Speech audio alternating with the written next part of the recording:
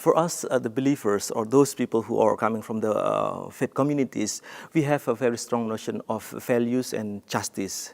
And we think that justice has to be enacted, justice has to be pursued in our day-to-day activities. And while doing our activities, we also have to keep on the issue of values.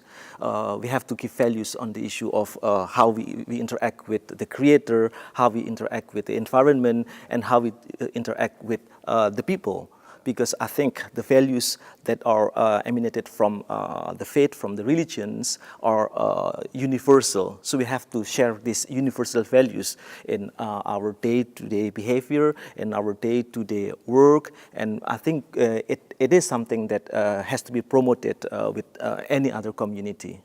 We've been witnessing how several rights are violated due to the climate change. For example, right to life, right to health, right to water, right to participations, and many other rights. And we think that these people whose rights are violated due to the events related to climate change have to get their rights back to them.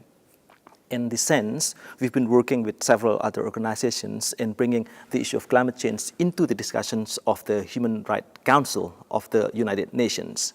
And historically, the Human Rights Council has been trying to address this issue through several resolutions since 2009, studies, events, conferences, etc.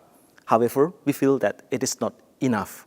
So things have to be done much more, because people still feel that the Human Rights Council is addressing the climate change not from the action-oriented, but it's more from the political let's say, willingness, but nothing concrete has been achieved.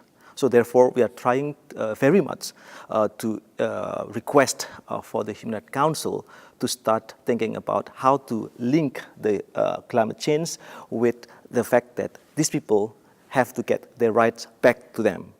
In this sense, we, with a wide network of NGOs, request the Human Rights Council to establish what we call as a special rapporteur on climate change and human rights, in which the rapporteur should be able to receive facts about how the rights of the people are violated by the events related to climate change, and how the people can get the justice, can get their rights back. Just a concrete example. Some indigenous communities now have very difficult access to water. The water sources, they used to be part of their main source of water, now are drying up, and they will find it very difficult on try to find water for their consumption, water for their livelihood, for their cattle, for their agriculture. But they feel that they don't damage the environment. Those who are from outside that damage the environment give effect directly to them. Some other examples, for example, in Ethiopia as well, because I'm also in touch with people in different continents, the same thing happens. They feel that they still keep the way of life, but they feel that the water is getting more and more difficult. Last but not least, example from region as far as Kiribati, small islands.